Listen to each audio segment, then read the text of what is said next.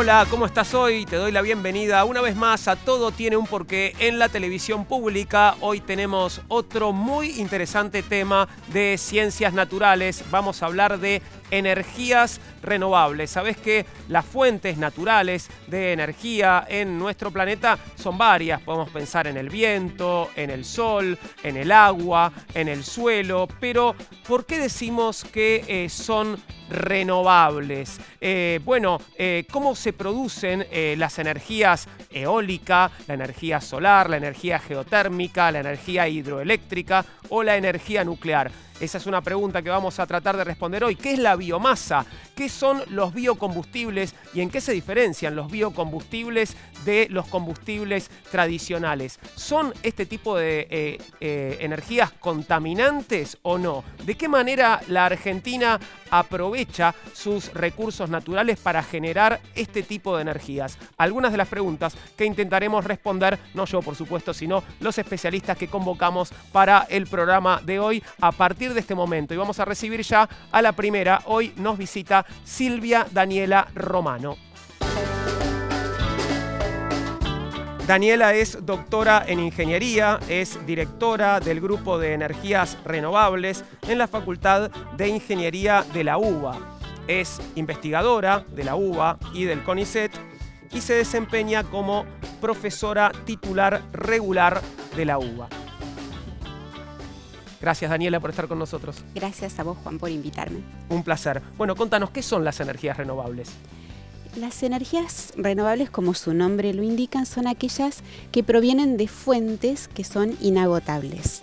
Son recursos naturales ilimitados. Bien, ¿y esas fuentes cuáles son? Básicamente las que vos nombraste al principio del programa, o sea, las asociamos fundamentalmente con lo que tiene que ver con el agua, con el sol, con el viento, por eso energía eólica del viento, solar del sol. Tendremos hidráulica, mareomotriz o undimotriz, según cómo se aproveche el agua, o sea, los saltos de agua o la energía de las mareas o la energía de las olas. Y bueno, todas esas energías son renovables y se pueden también transformar en electricidad, en energía eléctrica. También tenemos a la energía geotérmica, que es la que viene de la Tierra, y otra fuente importante de energías renovables es la biomasa. Bien. La biomasa, además de poderse quemar o combustionar para generar calor y de generar electricidad, también sirve para producir biocombustibles. Bien, ya vamos a volver sobre la biomasa, pero quería preguntarte, ¿hay distintos tipos de energías renovables? Claro, cada uno de estas energías que nombramos, la solar, la eólica, la geotérmica, la hidráulica, la maremotriz, la undimotriz, son distintos tipos de energías renovables. Perfecto. Te propongo que veamos un informe que de alguna forma nos cuenta cuál es el estado de el uso de la energía renovable en nuestro país y seguimos conversando. Daniela, perfecto. La energía renovable en la Argentina. La Argentina cuenta con grandes condiciones para desarrollar un recurso tan importante como las energías renovables. Es el caso de la energía eólica, que puede obtenerse de dos modos. El más antiguo son los molinos, generalmente usados en el campo para bombear agua. El más novedoso funciona gracias a aerogeneradores, como se denominan a los equipos diseñados especialmente para producir electricidad. Estos deben instalarse en lugares aptos para su funcionamiento, como las provincias de Santa Cruz, Chubut, Río Negro y Buenos Aires, que concentran el mayor potencial eólico argentino. Otra energía renovable que se utiliza en nuestro país es la solar, que aprovecha el calor de nuestra estrella, convirtiéndolo en calor o electricidad. San Luis es pionera en esta tecnología desde fines de la década de 1970, cuando una empresa comenzó a desarrollar e instalar equipos termosolares. Su penetración en la provincia es tal que desde 2015 existen 3 localidades termosolares: La Calera, Batavia y La Carolina. Además, Argentina tiene un gran potencial de generación de energía eléctrica a partir del recurso solar, especialmente en el noroeste y en Cuyo. Otro tipo de energía alternativa que se desarrolla en nuestro país es la geotérmica, que emplea el calor que se extrae de la corteza terrestre y lo transforma en energía eléctrica o en calor para uso humano o procesos industriales o agrícolas. Para ello se usan turbinas que aprovechan el vapor generado naturalmente, que pasan a un generador eléctrico. Argentina cuenta con por lo menos 4 puntos de interés geotérmico para generar energía eléctrica. 2 de ellos están en la provincia de Neuquén, en Copahue y Domullo.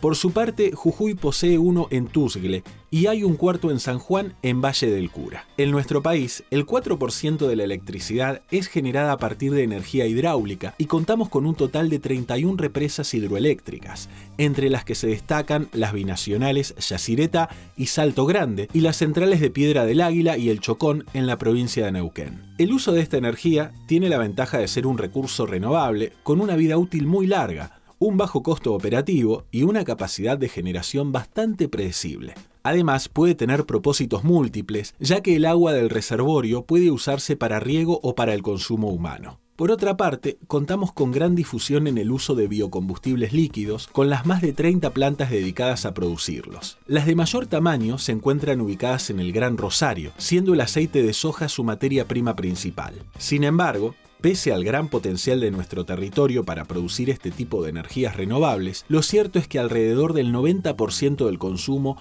aún está basado en hidrocarburos, es decir, petróleo, gas y carbón. Difundir su uso permitirá una diversificación de la matriz, la obtención de una mayor seguridad energética y mejoras ambientales, como la reducción de emisiones de gases de efecto invernadero. El informe terminaba, Daniel, hablándonos de los biocombustibles. Vos nos hablabas de la biomasa. Contame, ¿qué es la biomasa y qué son los biocombustibles? Muy bien, la biomasa es la fuente de energía de los biocombustibles, o sea, es la materia prima con la que se van a producir los biocombustibles. Y lo podemos ver como la materia orgánica que se encuentra, por ejemplo, en cultivos, en plantaciones energéticas y en una gran variedad de residuos, entre los que podemos mencionar agrícolas, ganaderos, forestales, industriales, residuos sólidos urbanos, que se pueden convertir en energía. ¿Cuáles son los que más se utilizan y qué ventajas y desventajas tiene el uso de biomasa? Bueno, la ventaja fundamental es que es renovable, como decíamos al principio, y que la disponibilidad es amplísima. Fíjate que yo te nombré a un montón de residuos o de desechos que tienen cero costo. Claro. Y además, bueno, los estás volviendo al proceso productivo, si los estás convirtiendo en algo útil. Entonces, fundamentalmente eso. Y después, según el tipo de biomasa que utilices y más que nada según el proceso que le apliques, vas a poder obtener diferentes clases de biocombustibles, cada uno con sus aplicaciones particulares. ¿Hay alguna desventaja? Porque todo lo que me estás contando parece positivo.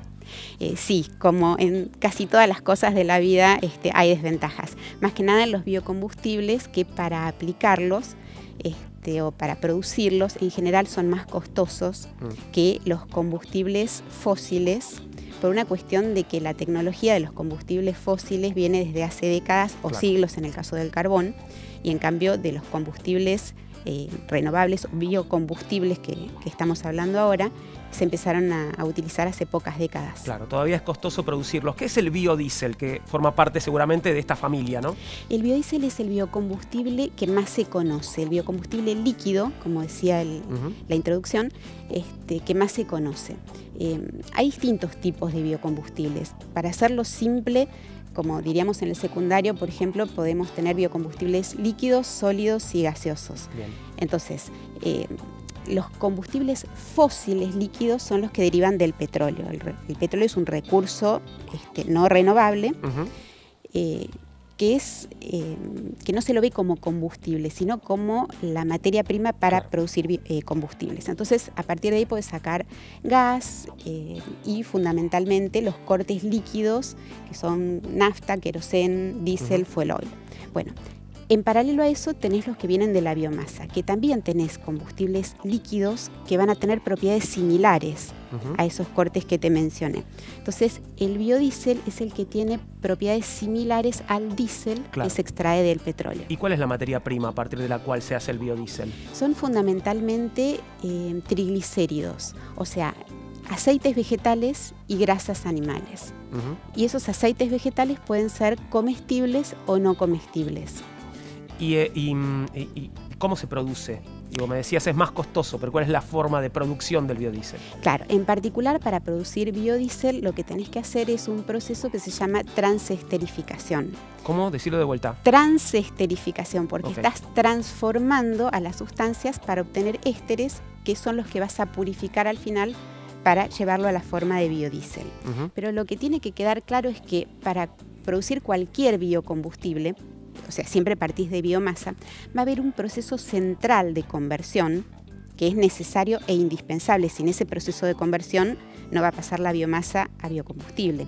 Pero además de ese proceso central, vas a tener otros procesos adicionales que van a tener que ver con el pretratamiento de las materias primas para ponerlas en condiciones para que cuando lleguen al proceso de conversión tengan una alta eficiencia durante justamente el cambio a productos, y después con la purificación de los productos. Entonces, en este caso se llama transesterificación porque se obtienen ésteres que, además de glicerina, que es el coproducto, que cuando vos purificás esos ésteres, sí cumplen con las propiedades que te piden las normas, entonces lo vas a poder llamar biodiesel. Hablabas de una especie de proceso previo. ¿En qué consiste ese proceso previo de preparación de la materia prima? Bueno, en este caso, por ejemplo, si utilizás aceites usados o grasas, algunas grasas podrían tener alto nivel de acidez.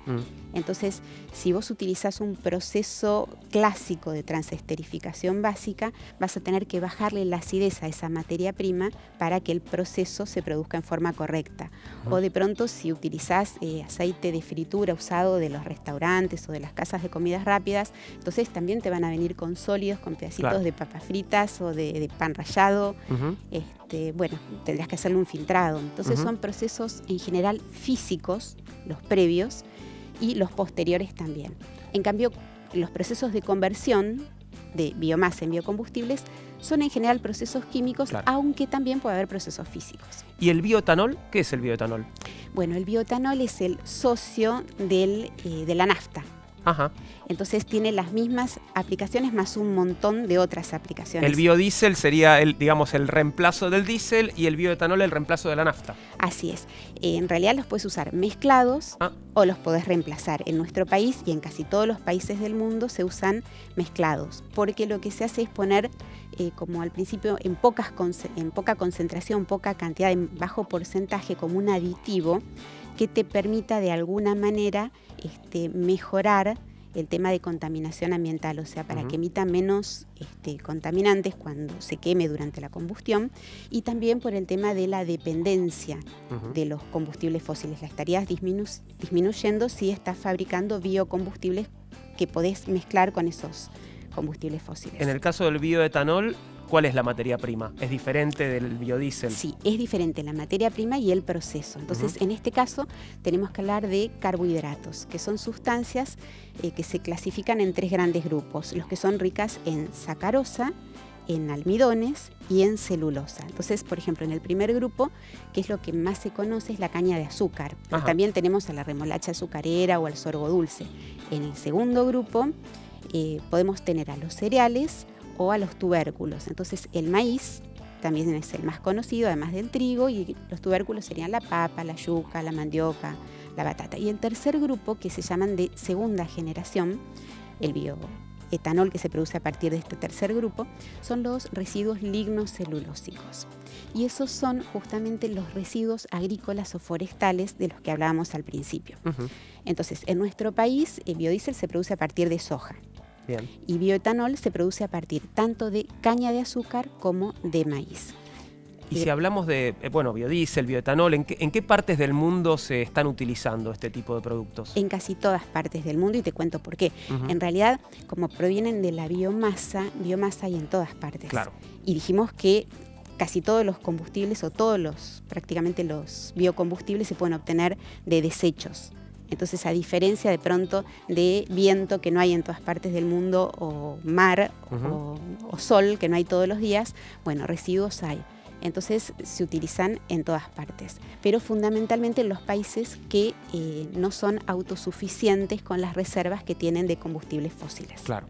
¿Y el biogás? ¿Qué es el biogás? El biogás, a diferencia de los dos anteriores que se utilizan fundamentalmente para uso automotor, El biogás es un biocombustible gaseoso, como su nombre lo indica, biogás, pero viene de la biomasa y está en estado gaseoso. Y este es otro el proceso que se utiliza, que se llama fermentación, y las materias primas son residuos. Más que nada se utilizan los residuos húmedos, fundamentalmente estiércol, o sea, residuos ganaderos, pero también residuos sólidos urbanos. O sea, la basura que generamos en las ciudades sirve para generar biogás. Exactamente. Y ese biogás va a tener una composición en metano, que es el principal componente, que es un poco inferior a la del gas natural, pero puede llegar a tener los mismos usos. Y si no, bueno, se podrá de alguna manera concentrar ese metano para hacer biometano y que te sirva, además de utilizarlo en la red, para hacer, por ejemplo, hidrógeno, que no se lo piensa en general como un combustible, sino como un vector energético. ¿Y qué es, Daniela, un biodigestor y cómo funciona? Bueno, un biodigestor no es ni más ni menos que el recipiente o el reactor donde se produce justamente esta fermentación anaeróbica. Entonces lo tenés que alimentar con la materia prima, que en este caso dijimos que serían desechos, por ejemplo, y ahí durante un cierto tiempo y en determinadas condiciones de proceso, o sea, vas a tener que tener un pH que sea el óptimo, un mezclado continuo, nutrientes para alimentar a los microorganismos, y esos microorganismos van a ser los que van a descomponer o a degradar o a fermentar la materia prima para transformarla justamente en biogás, y además va a haber efluentes. Ahora, ¿hay otros biocombustibles, además de los que nos contaste, tal vez de uso menos frecuente o menos conocidos? Tal cual, porque esos tres son los que se utilizan en general en el mundo y en mayor cantidad. Pero en nuestro país también tenemos otros biocombustibles que no son tan conocidos, como por ejemplo los biocombustibles sólidos, y ahí tendríamos que hablar de pellets, de briquetas y de carbón vegetal. Entonces, por ejemplo, en Europa se utilizan muchísimo, o en Estados Unidos, o Brasil es el primer productor de carbón vegetal. Nosotros producimos en diferentes... ¿Y qué es el carbón vegetal? Bueno, el carbón vegetal sería el socio del carbón mineral, o sea, el que puedes utilizar como reemplazo o como acompañante. Mezcla. Exactamente, pero lo obtenés a partir de la biomasa. En este caso, por ejemplo, en general se utiliza madera de algarrobo, de eucaliptos, de quebracho, y por un proceso que se llama pirólisis lenta, obtenés carbón que tiene propiedades diferentes a los de pellets y briquetas, porque es un material frágil y poroso. En cambio, en los pellets y las briquetas lo que haces es comprimir, densificar, se llama, porque estás aumentando la densidad, o sea, estás de alguna manera metiendo menos volumen la misma masa, o mirándolo desde el otro lado, en el mismo volumen más masa, estás densificando, comprimiendo, y obtenés unos cilindritos, en el caso de los pellets, que son chiquitos, tendrán 6-8 milímetros de diámetro, o sea, menos de 1 centímetro, en el caso que lo uses para estufas domiciliarias, o hasta 1 centímetro, 1,2 centímetros de diámetro y 4 centímetros de largo, o sea, muy chiquititos, cilíndricos. O en el caso de las briquetas, vas a tener de diámetro de 2,5 en adelante centímetros y largos que pueden llegar hasta 40, 50 centímetros. Y en ese caso la materia prima son residuos agrícolas o forestales que vos compactas por medio de procesos físicos. Son los únicos biocombustibles que en el proceso de conversión, propiamente dicho, utilizás procesos físicos. Y no químicos. Y no químicos como todos los otros que nombramos. Pero, perdóname, también vas a tener etapas de pretratamiento y posttratamiento, eso siempre. Daniela, voy a tener una comunicación ahora para hablar un poquito de energía eólica, y enseguida vuelvo. Tenemos en contacto ahora a Alejandro Otero. Alejandro Otero es doctor en ingeniería, profesor en la Facultad de Ingeniería de la UBA e investigador en el Centro de Simulación Computacional del CONICET. Hola Alejandro, ¿cómo estás? Gracias por atendernos. ¿Qué tal, Juan? ¿Cómo estás? Buenas tardes. Muy bien, gracias. Contanos, ¿qué es la energía eólica, Alejandro? Bueno, la energía eólica es básicamente la energía que trae el viento. Actualmente se la asocia con la generación de energía eléctrica, pero históricamente, como vimos en el video de la introducción, se aprovechaba para la molienda de granos o para el bombeo de agua o incluso para mover las naves, los barcos, digamos, en el mar a través de las velas. Y Alejandro, ¿qué posibilidades existen con respecto a esta energía, la energía eólica en nuestro país, en la Argentina? Bueno, Argentina tiene uno de los recursos eólicos más importantes del mundo. En cuanto a intensidad, digamos, la calidad del recurso eólico se mide por cuanto más alto sea la velocidad de viento, y en Argentina, sobre todo en la mitad sur del país, tenemos un muy buen recurso. Pero además la ventaja que tenemos en el país es que al ser un territorio tan extenso, tenemos muchas regiones donde hay buen recurso y que en sí no están correlacionadas entre sí. Entonces podemos tener recurso en un momento en una determinada región y en otra no, y después eso se va intercambiando, con lo cual es más fácil cubrir una determinada cantidad de generación entre todas las regiones. Ahí estábamos viendo imágenes de esas, bueno, no sé cómo llamarlas, hélices impresionantes, ¿no? Que llaman tanto la atención. Supongo que son los generadores eólicos. ¿Cómo funciona un generador eólico, Alejandro? Sí, estos son generadores eólicos o turbinas eólicas, y lo que estamos viendo ahí, bueno, son los diseños más comunes que se ven masivamente alrededor del mundo. Básicamente consisten en 3 aspas que están rotando. Esas aspas son el equivalente a lo que es la hélice de un avión o de un helicóptero, o las alas de un avión, que transforman la energía del viento en movimiento rotatorio. Ese movimiento rotatorio después se conecta con una máquina eléctrica, un generador eléctrico, y produce la energía eléctrica que aprovechamos. Ahora, ¿cómo es posible predecir la cantidad de energía que puede generar, ¿no? una central eólica? Porque, digo, predecir la intensidad de los vientos, ¿cómo puede predecirse cuánto me va a dar una central eólica? Bueno, ahí primero es importante entender por qué es necesario predecirlo, digamos. Nosotros con otras fuentes de energía que son manejables, como la hidráulica o la generación con combustibles fósiles, uno puede decidir en qué momento generar o no generar. Con el viento uno no puede hacer eso, porque cuando hay viento tiene que aprovecharlo, y si no lo aprovechó y lo usó para generar energía eléctrica, eso se perdió. Entonces es importante poder predecir cuánto van a estar generando las centrales, y para eso hay dos partes que analizar. Por un lado es si vamos a tener viento o no, o qué magnitud de viento vamos a tener, y eso se realiza utilizando las mismas herramientas que usan los servicios meteorológicos, por ejemplo, para predecir si va a llover o no va a llover. Los mismos modelos que se usan para predicción del clima se utilizan para predecir si va a haber viento o no va a haber viento, y qué velocidades de viento podría haber. Y por otro lado, lo otro que hay que estudiar es cómo ese viento va a comportarse dentro de un parque eólico. En general, las turbinas se agrupan en varias turbinas formando una sola instalación, que es un parque eólico. Y lo que sucede es que, de acuerdo a cómo esté soplando el viento y la intensidad del viento, las turbinas que están por delante podrían tomar parte de la energía y afectar a las turbinas que están por detrás. Entonces, eso es otro de los factores que hay que analizar, y es, de acuerdo a desde dónde viene el viento y con qué intensidad, cómo van a estar generando todas las turbinas dentro de un mismo parque. Alejandro, muchas gracias por estos minutos. Fue un placer y muy interesante escucharte. Bueno, muchas gracias. Hasta luego. Hasta luego.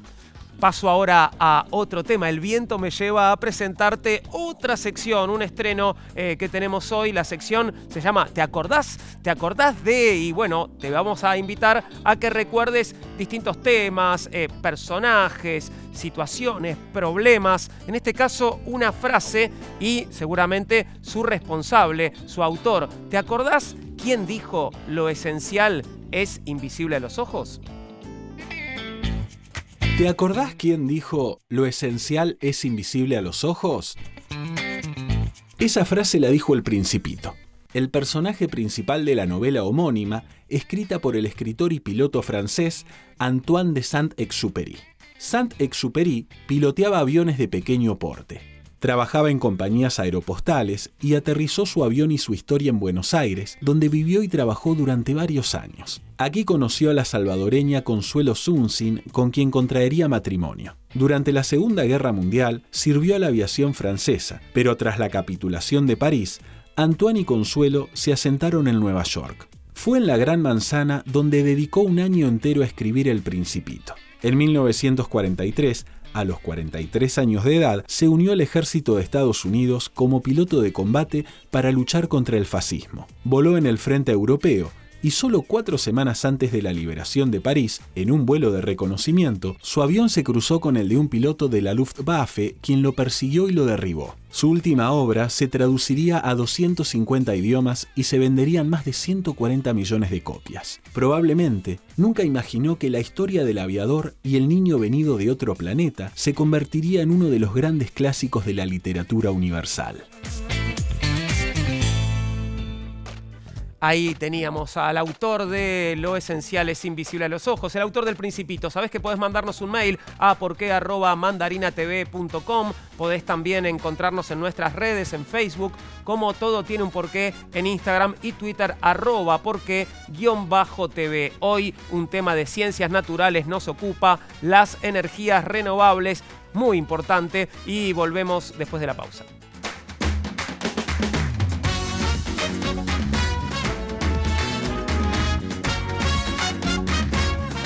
Segundo bloque de Todo Tiene un Porqué en la televisión pública. Hoy un tema de ciencias naturales, las energías renovables. Y para continuar hablando sobre ellas y también sobre energías contaminantes y no contaminantes y otros tipos de energía que tal vez todavía no mencionamos demasiado, voy a establecer contacto con un nuevo invitado. Se trata de Miguel Ángel Laborde.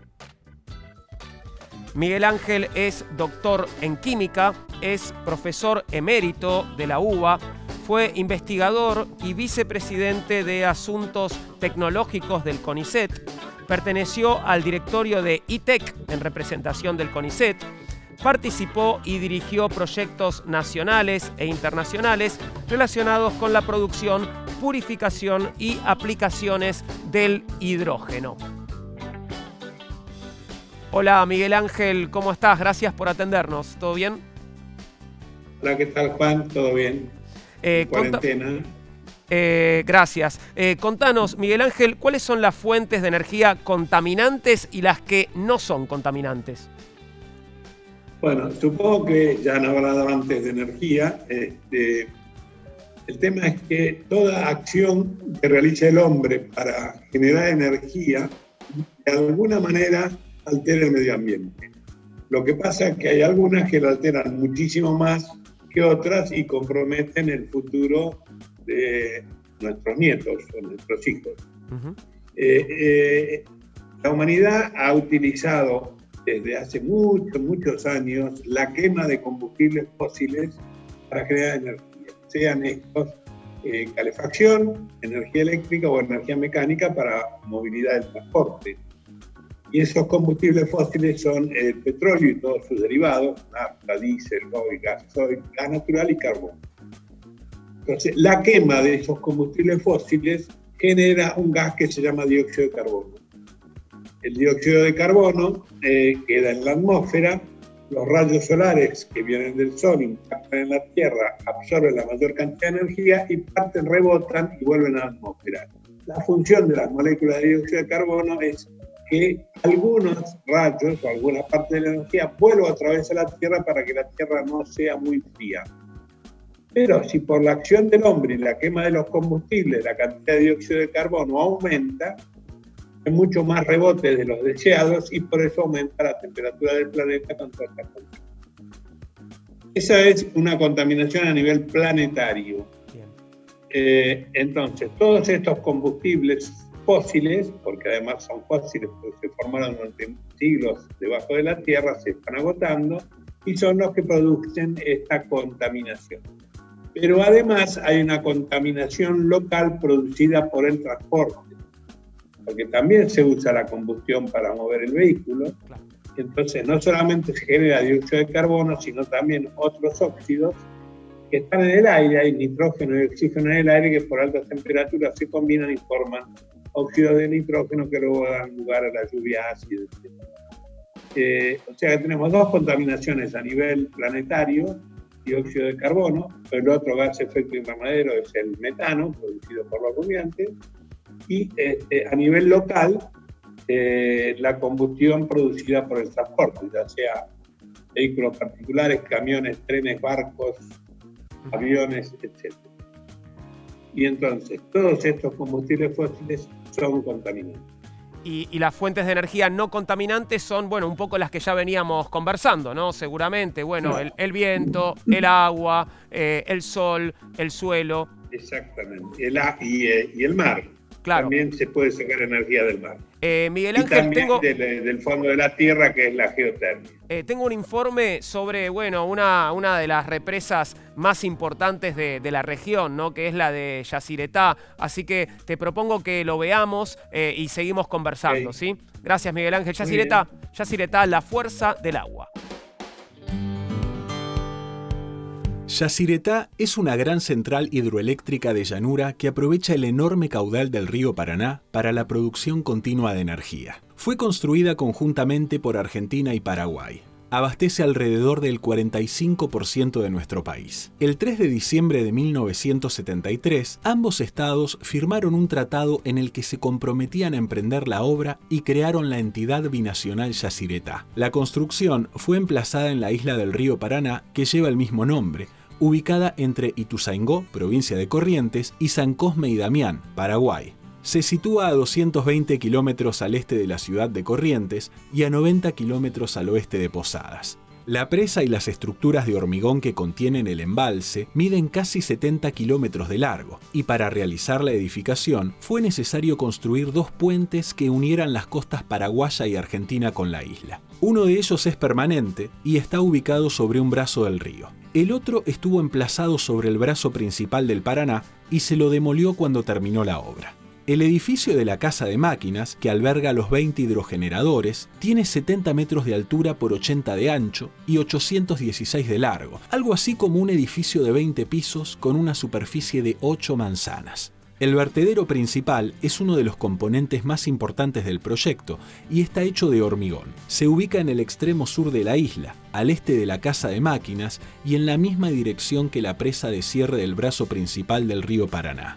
La usina cuenta con otro vertedero, el del brazo Añacuá, destinado a mantener el llamado caudal ecológico, cuyo objetivo es preservar la fauna ictícola. Para eso, en cada extremo de la Casa de Máquinas hay instalaciones para peces que tienen el propósito de permitir la migración de estos animales desde aguas abajo hacia aguas arriba a la altura del agua del embalse. Así se usa una corriente artificial para atraerlos hacia las bocas de captación y luego se los descarga cerca de la superficie, de forma tal que queden protegidos de los flujos de atracción de las unidades y del vertedero que podrían atraparlos de su curso de migración. Además, la esclusa de Yacyretá es una estructura de hormigón que forma un cuenco de 27 metros de ancho y 236 metros de largo, con una compuerta que sirve como un ascensor de barcos. Este elevador permite salvar el desnivel que produce la represa, que impide la libre navegación de las embarcaciones. Pero con esta obra, cuando ingresa un barco, el agua sube o baja dentro del receptáculo o cuenco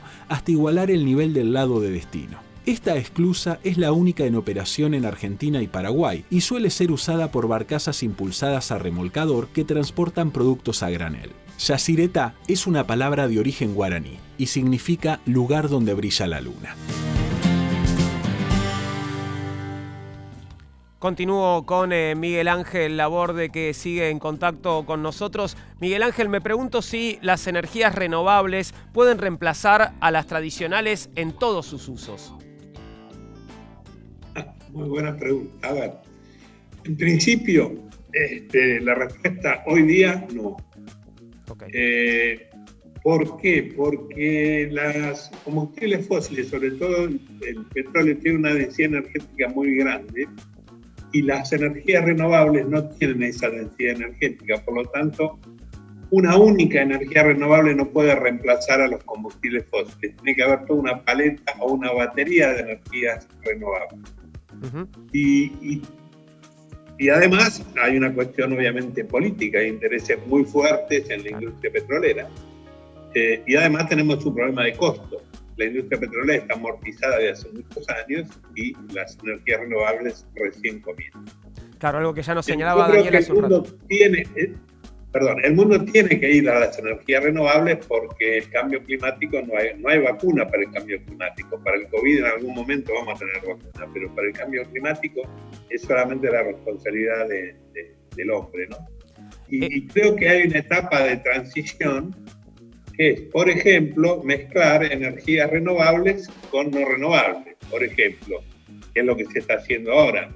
Mezclar nafta con etanol, que viene de la biomasa y que es renovable. Claro. Mezclar gas diesel oil con bioil, que viene del aceite vegetal, y mezclar, la idea es mezclar hidrógeno con GNC.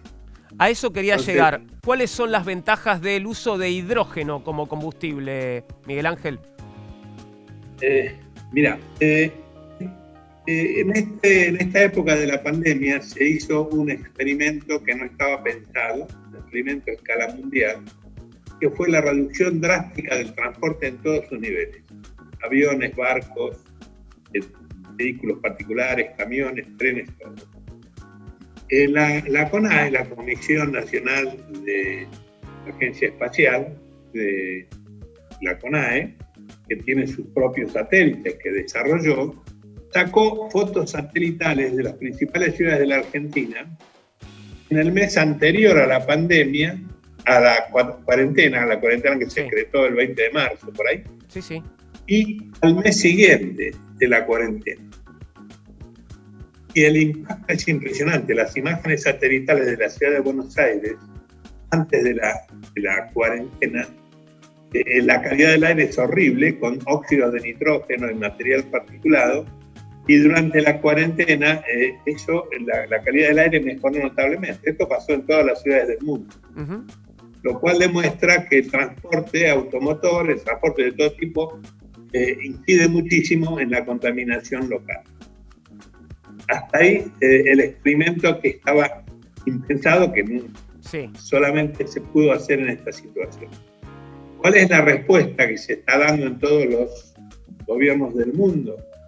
Y bueno, cambiar el paradigma del transporte vehicular y transformar los vehículos en vehículos eléctricos. Y acá los vehículos eléctricos tenemos que clasificarlos en los vehículos livianos, unifamiliares, pequeños, que con una buena batería de litio funcionan perfectamente, y los vehículos más pesados, que necesitan mayor potencia y de mayor autonomía, y ahí aparece el hidrógeno como posible combustible en reemplazo de los combustibles fósiles. ¿Y cómo lo producimos? Bueno, el hidrógeno es una solución, sin lugar a dudas, yo estoy convencido que es una solución, sobre todo para el transporte vehicular pesado. Uh-huh. Y de hecho hay muchos países desarrollados, sobre todo los alemanes, los japoneses, que han empezado a trabajar muy fuerte en el hidrógeno. El hidrógeno hay que producirlo, porque no existe libre en la naturaleza y lo tenés que producir y gastar energía para producir hidrógeno.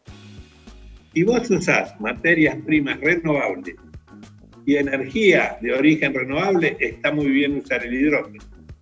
Pero si vos obtenés hidrógeno a partir de petróleo o de gas natural, estás generando una contaminación de dióxido de carbono. Entonces tenés que usar materias primas renovables. ¿Cuáles son estas? El agua. Si uno le aplica una corriente eléctrica al agua, se produce un fenómeno que se llama electrólisis y producís hidrógeno y oxígeno. Tenés que separarlo para que no estén juntos. Y la otra fuente es la biomasa. Es decir, por ejemplo, el alcohol que se obtiene de las plantas, o la misma biomasa por combustión, por quemado de biomasa, se puede usar hidrógeno. ¿Se genera dióxido de carbono? Sí, pero la biomasa, al plantarla nuevamente, por el fenómeno de fotosíntesis, el dióxido de carbono que supuestamente se liberó en la producción de hidrógeno se reabsorbe en el crecimiento de la planta. Es lo que se llama un ciclo cerrado de dióxido de carbono. Miguel Ángel, se me está acabando el tiempo, así que brevemente te hago una última pregunta, que en una línea me hables de la energía geotérmica, que es algo que nos queda pendiente. Geotermia quiere decir geotierra, termia calor, el calor de la tierra. En el fondo, en profundidades la tierra está muy caliente.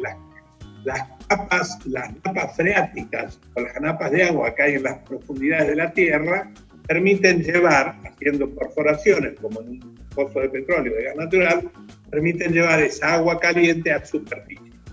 Si el agua está muy caliente, digamos por encima de 100 grados, esa agua se puede generar vapor y se puede usar para energía eléctrica y para calefacción.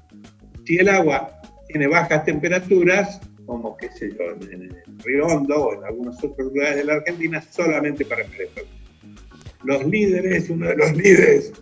de los países líderes en geotermia es Italia, la zona de la Toscana, donde ahí generan energía eléctrica a partir de las aguas.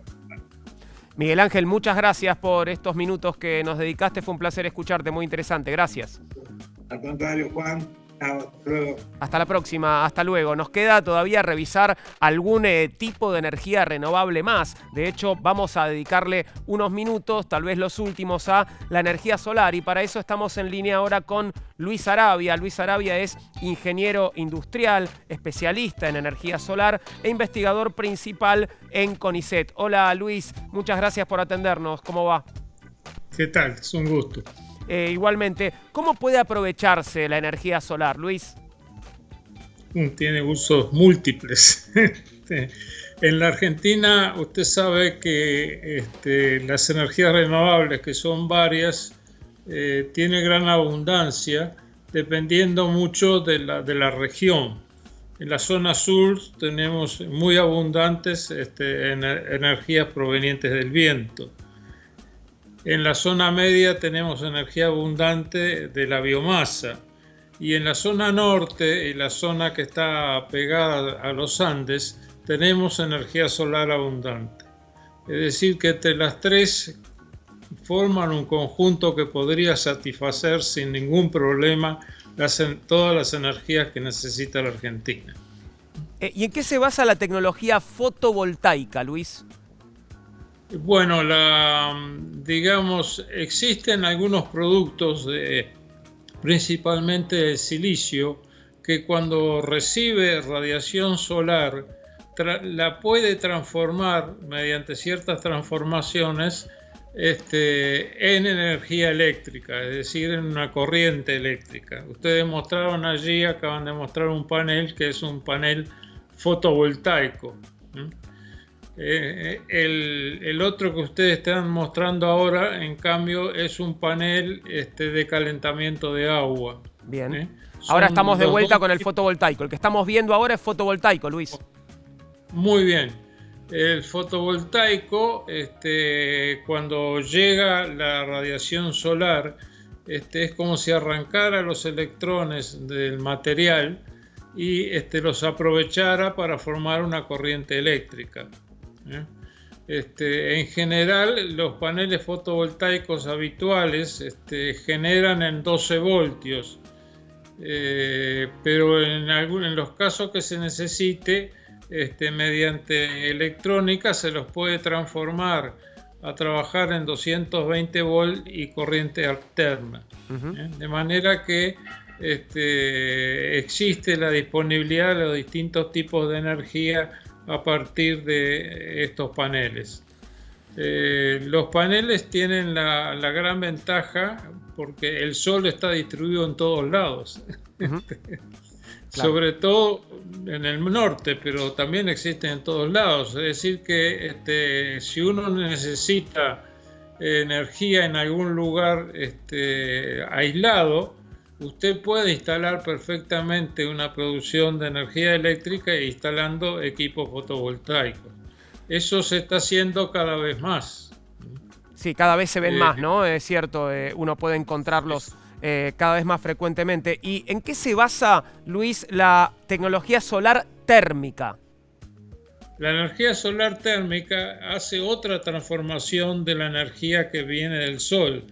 Lo que hace es pasarla a calor. Básicamente usted pone una chapa negra, metálica, y la pinta de negro. Cuando llega la radiación solar, se absorbe la energía y la chapa se calienta. Puede fácilmente llegar a 80 grados centígrados en forma directa, y si usa concentradores puede llegar hasta 500 grados. Entonces, si por ejemplo en una chapa de esas usted hace pasar un caño y pasa agua, usted tiene agua caliente. Claro. Que es uno de los usos más comunes, y eso usted lo puede hacer en cualquier casa. directamente. Es decir, usted puede disponer, yo tengo en mi casa generadores de agua con los cuales me baño y se lava la casa, etcétera, ¿no? Esto es un uso de la energía solar que ya es bastante abundante en muchos lados. Luis, muchas gracias por estos minutos, fue muy interesante escucharlo, un placer, ¿eh? Hasta luego. Hasta luego. Muy bien, llega el momento de hacer una pausa más. Estamos hablando de energías renovables hoy en Todo Tiene un Porqué.